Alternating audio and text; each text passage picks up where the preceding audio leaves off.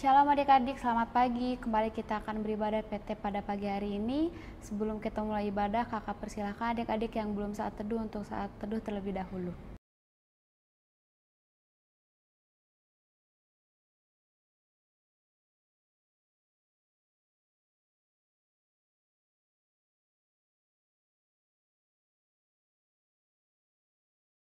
Baik adik-adik, kita akan memulai ibadah kita pada pagi hari ini. Kakak undang adik-adik untuk bangkit berdiri, kita akan menyanyikan Mars PT.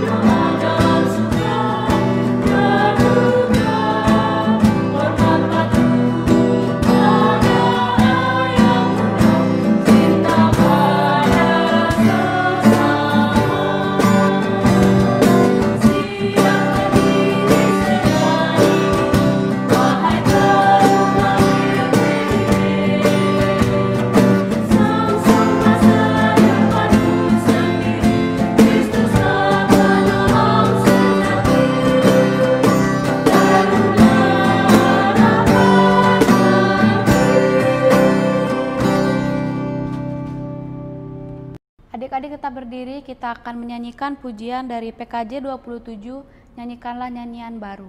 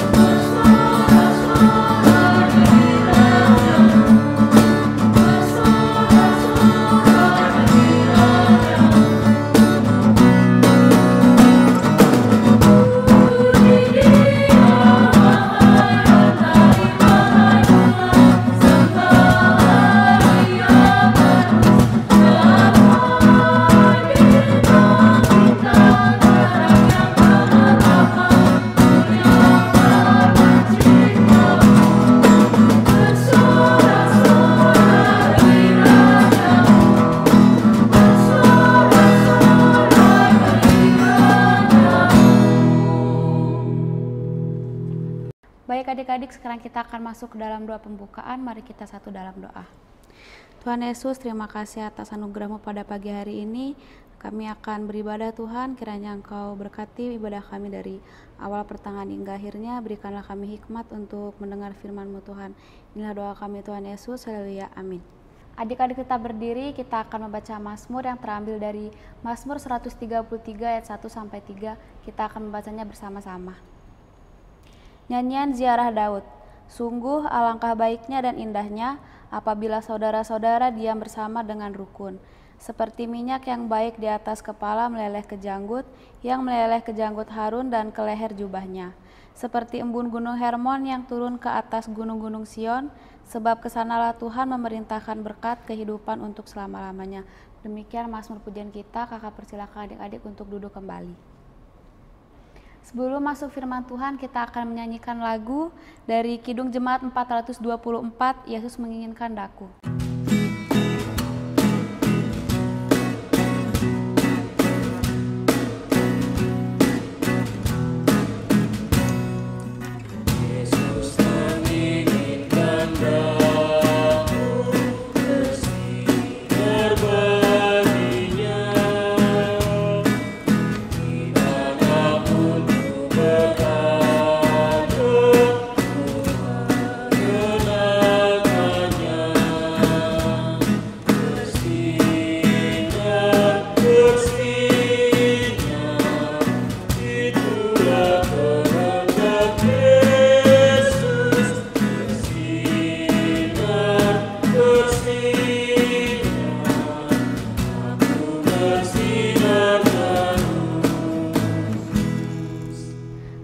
kita masuk ke dalam pemberitaan firman yang dibawakan oleh Kak Evi. Shalom adik-adik, apa kabar semuanya? Kak Evi mengharapkan adik tetap sehat selalu, karena mungkin sudah lama ya Kak Evi tidak menjadi pelayan firman, dan saat ini Kak Evi akan menjadi pelayan firman untuk melayani adik-adik di minggu pertama Prapaskah tanggal 28 Maret 2021 sebelum kita memasuki Paskah ya adik-adik. Sebelum kita masuk dalam renungan kita pada pagi hari ini dan kita berdoa dulu, kita buka dulu ya Alkitab kita masing-masing dari Matius 21 ayat 1 sampai dengan 11. Matius 21 ayat 1 sampai dengan yang 11. Jika sudah menemukannya, biarkan Alkitabnya adik-adik terbuka, kita akan berdoa untuk mohon bimbingan Roh Kudus. Mari kita berdoa. Ya Tuhan yang kami sembah dan kami muliakan, terima kasih Bapa, oleh karena kemurahan kasih Tuhan, Engkau masih menghadirkan kami dalam ibadah minggu persekutuan teruna. Kami akan mendengarkan firman-Mu, kuduskan dan sucikan ruangan kami, terlebih lagi hati dan pikiran kami, sehingga apa yang akan kami baca dan kami renungkan, kami bisa melakukannya dalam kehidupan kami. Kami siap ya Tuhan untuk mendengarkan firman-Mu, dan bagi hamba-Mu yang akan menyampaikannya, urapilah hamba-Mu dengan kuasa Roh Kudus-Mu. Inilah doa kami ya Bapa. Amin. Kami mengundang adik-adik untuk berdiri, kita akan baca Matius 21 ayat 1 sampai dengan yang ke-11. Kita baca gilir ganti ya adik-adik ya. Ayat-ayat yang berangka ganjil, Kak Evi yang membacanya. Ayat-ayat yang berangka genap, adik-adik dan kakak-kakak akan membacanya. Dan pada ayat yang ke-11 kita baca bareng-bareng. Yesus dielu-elukan di Yerusalem. Ketika Yesus dan murid-muridnya telah dekat Yerusalem dan tiba di Betfage yang terletak di Bukit Zaitun, Yesus menyuruh 2 orang muridnya dengan pesan, pergilah ke kampung yang di depanmu itu, dan di situ kamu akan segera menemukan seekor keledai betina tertambat dan anaknya ada di dekatnya. Lepaskanlah keledai itu dan bawalah keduanya kepadaku. Dan jikalau ada orang menegur kamu, katakanlah, Tuhan memerlukannya, Ia akan segera mengembalikannya. Hal itu terjadi supaya genaplah firman yang disampaikan oleh Nabi.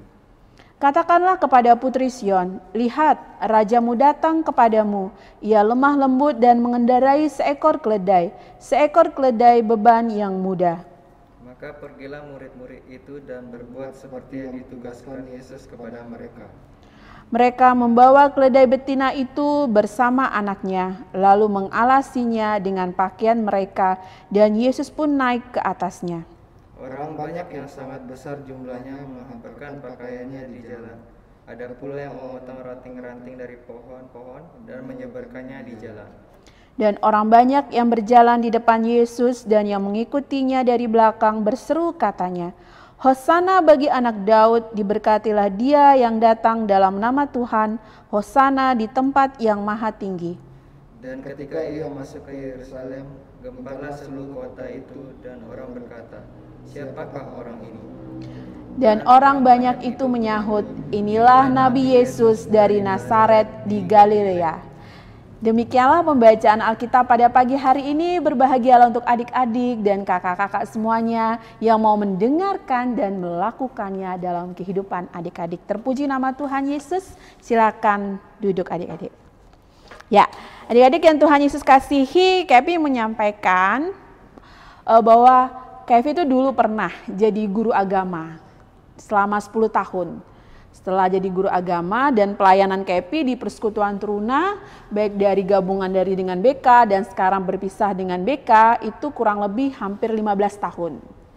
Kelemahannya KEPI itu ya tidak pernah langsung tanggap atau langsung ingat nama siapa gitu, nama murid-muridnya KEPI, nama adik-adik layan KEPI, itu kayak apa? Lama sekali, siapa ya. Nah, kalau ingat secara langsung itu ketika mereka di kelas atau di ruangan dalam ibadah, mereka aktif. Mereka berkreatif, mereka bisa berbicara, mereka bisa punya respon kepada apa yang sudah disampaikan. Nah, itu langsung Kevin ingat, oh anak ini nama ini, oh anak ini nama ini, oh dia suka gini, oh dia suka gini. Jadi langsung ingat. karena keaktifannya dan keterlibatannya. Dan kalau sekarang, kalau misalnya kita nggak secara online ya adik-adik ya, KP itu pengen tanya dan pengen dengar jawabannya adik-adik. Misalnya nih adik-adik tuh KP mau bertanya, apakah adik-adik itu kenal enggak sama tetangga-tetangga sebelah kirinya adik-adik, sebelah kanannya adik-adik, depan atau belakang? Apakah adik-adik kenal? Namanya siapa? Mudah-mudahan adik-adik kenal ya. Nah, karena kita tuh harus tinggal dan hidup untuk mengetahui dan memahami, mengenal siapa yang ada di sekitar kehidupan kita. Ini tersangkut dengan tema kita pada minggu hari ini, membangun jejaring eksternal dengan masyarakat dan pemerintah. Agak berat ya judulnya ya adik-adik. Mari kita baca sama-sama, kita pahami lagi bacaan kita pada pagi hari ini, supaya kita bisa memahami, oh ini ceritanya Kak Evi dengan bacaan kita pagi ini ya. Yesus dielu-elukan di Yerusalem. Kaitannya dengan pembacaan ini, kita bisa lihat sini. Ketika Yesus datang ke Yerusalem, masuk di kota Yerusalem, dia dielu-elukan dengan semua masyarakat yang ada di Yerusalem. Dia disambut, dia diberikan bersorak-sorai, begitu banyak antusiasnya, kebahagiaan yang mereka sambut kedatangan Tuhan Yesus di kota Yerusalem. Yesus dielu-elukan dengan menghamparkan ranting, pakaian mereka, kain-kain mereka sepanjang Yesus lalui dengan sorak-sorai mereka.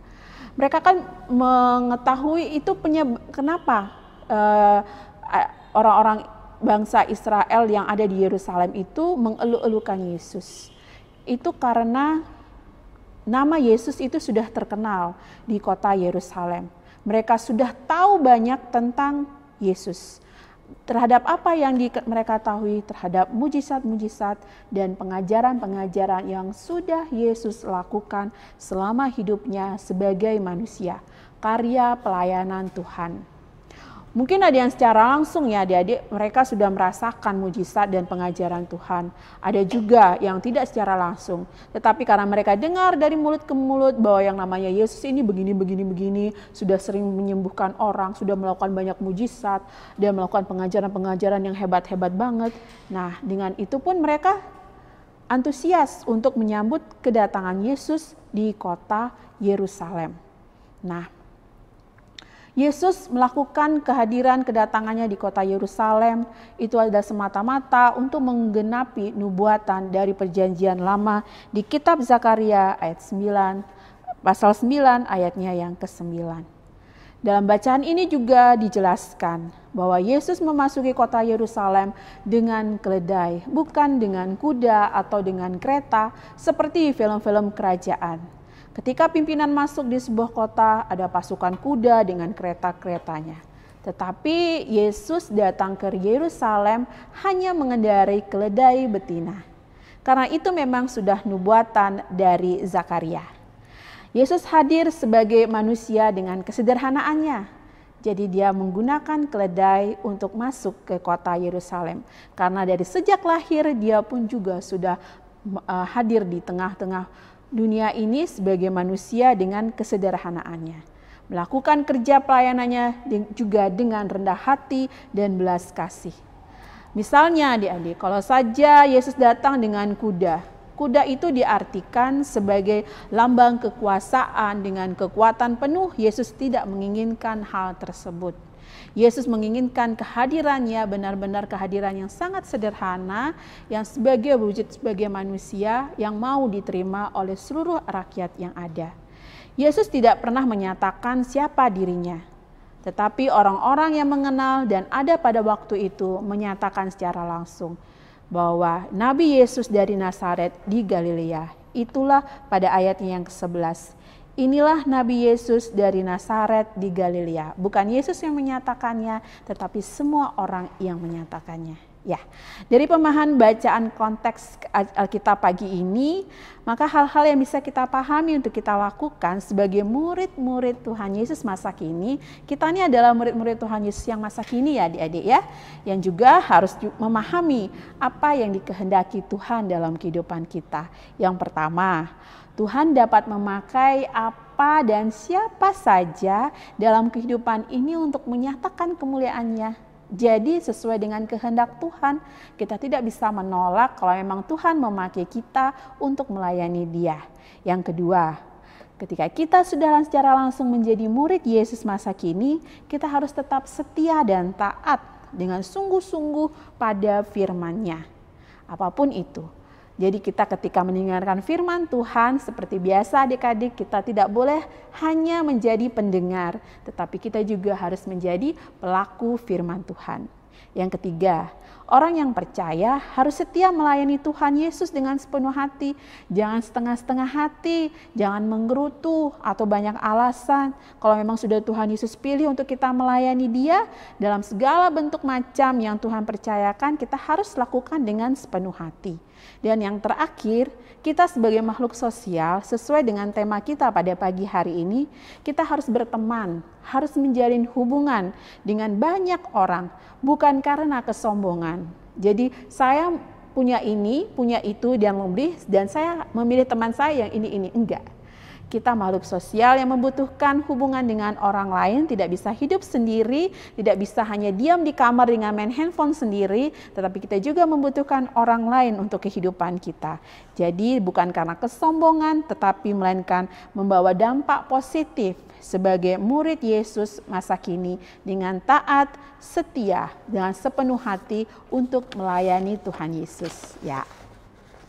Adik-adik yang Tuhan Yesus kasihi, seperti halnya tadi yang Kevi bisa mengingat dan mengenal adik-adik serta murid-muridnya Kevi dulu dengan cara keaktifannya, tetapi Kevi juga mengingatnya bukan karena secara positifnya aja, ada juga negatifnya. Oh, anak ini yang nakal, nah gitu. Tapi sebagai adik-adik, sebagai murid-murid Yesus masa kini, baiklah adik-adik terkenalnya itu bukan karena negatifnya, tetapi karena positifnya. Karena kreativitas adik-adik di Pelkat PT maupun di sekolah.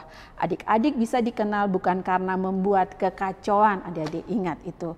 Karena karya kebenaran seperti yang sudah Yesus lakukan bagi banyak orang sehingga ia dikenal oleh halayak ramai. Terus kalau misalnya apa yang bisa kita libatkan dalam komunikasi kita, hubungan kita dengan masyarakat dan pemerintah? Masyarakat ada satu contohnya. Banyak hal yang bisa dilakukan untuk dapat menjalin hubungan dengan masyarakat. Adik-adik kan bukan tinggal sendiri di tengah-tengah sawah atau tengah-tengah padang gurun tanpa ada tetangga. Adik-adik pasti punya tetangga depan, belakang, kiri, kanan kan? Nah, tadi kan awalnya Kak Evi udah tanya, kenal nggak adik-adik sama tetangganya? Sekarang ini kalau memang belum kenal, sapalah mereka. Apalagi kalau yang lebih tua daripada dengan adik-adik, adik-adik sapa dulu mereka. Adik-adik bisa menjalin hubungan dengan terlibat dalam segala kegiatan aktivitas di tetangga sekitar tempat tinggal adik-adik. Gotong royong lah, bantu bersih-bersih, bantu nemenin papa ngeronda, tapi jangan sampai tengah malam, nemenin sebentar aja gitu. Atau mengingatkan papanya untuk mengikuti jadwal ronda, atau mengikuti aktivitas kegiatan keagamaan, perayaan-perayaan. Kalau ada, ikutlah sebentar, terlibatlah supaya orang-orang pada kenal, oh anak ini bapaknya ini ya, baik banget, rajin banget. Kan itu enak, terkenal karena kegiatan-kegiatan positif yang dilakukan, terkenal karena kreativitas yang adik-adik lakukan. Nah, kalau yang di masyarakat, di pemerintah, itu juga bisa adik-adik lakukan dengan terlibat dalam kegiatan-kegiatan organisasi di sekolah. Salah satu contoh OSIS. Dan adik-adik juga bisa berani berkomunikasi kalau memang adik-adik mengetahui ada kebenaran yang harus adik-adik perjuangkan sesuai dengan bukti dan alasan yang akurat. Adik-adik bisa menyampaikan segala kebenaran dengan berkomunikasi dengan baik ya adik-adik. Ingat adik-adik, kita terkenal seperti Tuhan Yesus yang sudah membuat mujizat dan pengajaran yang baik. Adik-adik juga terkenal karena kreativitas dan kebaikan adik-adik dengan hal-hal yang positif. Nah, di akhir dari khotbah KFI pada pagi hari ini, KFI ingin mengajak adik-adik untuk bisa lebih aktif menjalin hubungan dengan hal-hal yang berbau positif. Sehingga adik-adik pun bisa terkenal seperti yang tadi KFI sampaikan. Tuhan Yesus yang sudah memulainya terlebih dahulu sebagai contoh, adik-adik pun juga bisa melakukannya. Taat, setia, rendah hati, dan belas kasihan. Dan yang terakhir, jangan lupa, segala aktivitas yang adik lakukan tetap mengikuti protokol kesehatan yang sudah ditetapkan oleh pemerintah. Terpuji nama Tuhan Yesus memberkati kita. Amin. Adik-adik yang Tuhan Yesus kasihi, kita masuk dalam doa syafaat. Kita akan berdoa untuk semua hal dalam pergumulan kita. Mari kita berdoa. Terima kasih Tuhan untuk firman-Mu pada pagi hari ini. Mampukan kami untuk dapat menjalin hubungan kami, baik dengan keluarga kami, baik dengan masyarakat dan di sekolah ya Bapa. Aktivitas kami benar-benar adalah aktivitas yang berdampak positif dalam kehidupan kami. Terima kasih untuk kesehatan yang Tuhan berikan dalam kehidupan kami. Tuhan yang akan tetap selalu menjaga kami, baik papa mama kami, adik kakak kami ya Tuhan dalam kehidupan kami. Apapun setiap kegiatan di sekolah, biarlah Tuhan mampukan kami untuk bisa mengikutinya. Terutama ketika kami harus menghadapi ujian-ujian akhir sekolah ya Bapa, agar kami pun bisa mempersiapkan diri kami untuk bisa melakukannya juga dengan baik.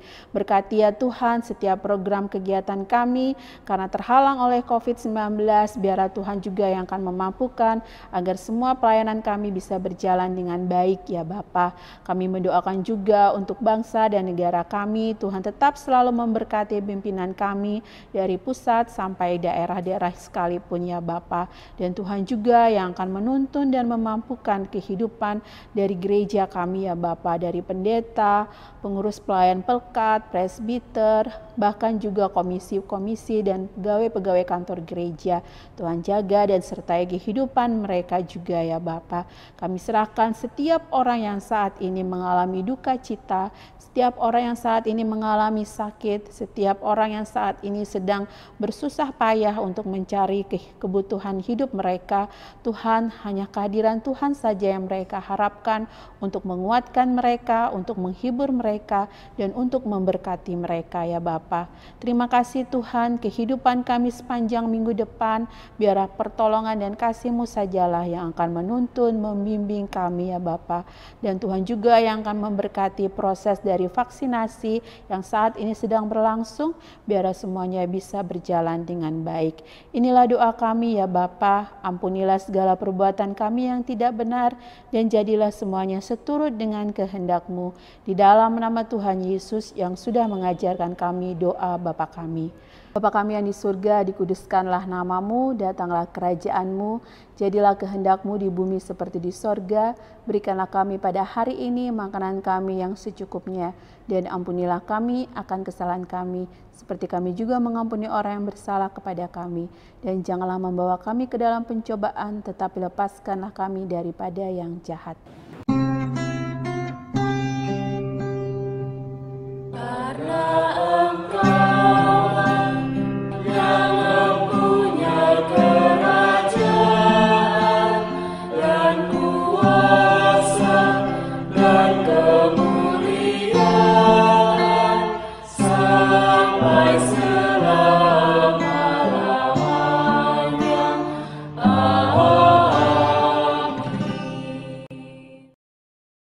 Baik adik-adik, sekarang kita akan memberikan persembahan dan kita akan menyanyikan pujian dari Kidung Jemaat 302, Kuberi Persembahan.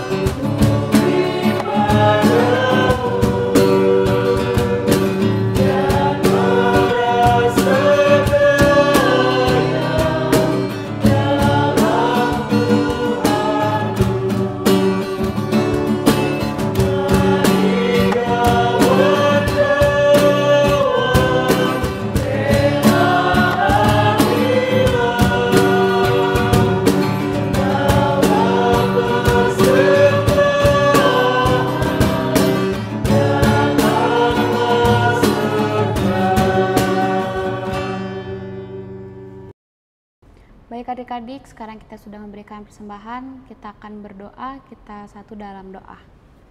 Tuhan Yesus, terima kasih atas berkat-Mu pada pagi hari ini Tuhan. Baru saja kami sudah memberikan persembahan Tuhan Yesus. Kiranya persembahan ini dapat berguna bagi kerajaan-Mu di muka bumi ini. Dan Engkau berkati tangan-tangan orang yang akan mengelola persembahan ini Tuhan, agar dapat dikelola dengan baik. Inilah doa kami Tuhan Yesus, haleluya, amin. Adik-adik kakak persilakan untuk duduk kembali. Untuk Warta PT pada pagi hari ini, terima kasih untuk pelayan firman Kak Evi, terima kasih juga untuk kakak-kakak pemain musik, dan terima kasih juga untuk kakak-kakak lain pendamping yang sudah membantu dalam persiapan ibadah PT pada pagi hari ini. Tuhan Yesus memberkati pelayanan selanjutnya. Untuk ibadah PT dilaksanakan jam 9 pagi melalui virtual. Baik adik-adik, kakak undang adik-adik untuk bangkit berdiri. Kita akan menyanyikan lagu dari Gita Bakti 277, Firman Tuhan Sudah Kau Dengar.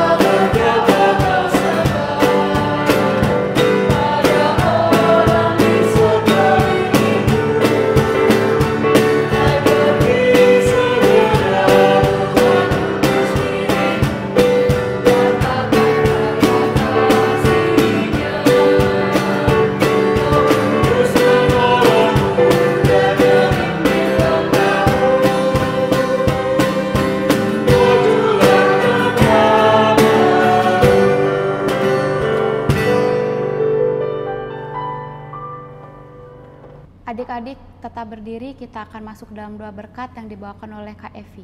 Baiklah adik-adik, kita akan mengakhiri ibadah ritual kita akan masuk dalam ibadah aktual kita, bertemu dengan masyarakat semuanya untuk mengerjakan apa yang sudah Tuhan perintahkan melalui firman Tuhan yang sudah kita dengar. Mari kita berdoa. Terima kasih Tuhan Yesus untuk firman Tuhan, untuk pujian yang sudah Tuhan berikan bagi kami sampai saat ini ya Bapa. Ibadah kami sudah berjalan dengan baik, kami akan menjalani hidup kami sepanjang sepekan dalam pertolongan dan berkat yang Tuhan berikan bagi kami. Biarlah kasih karunia dari Allah Bapa, kasih dari Tuhan Yesus Kristus, serta persekutuan dengan Roh Kudus akan menjaga, menyertai kehidupan kami dari sekarang sampai selama-lamanya.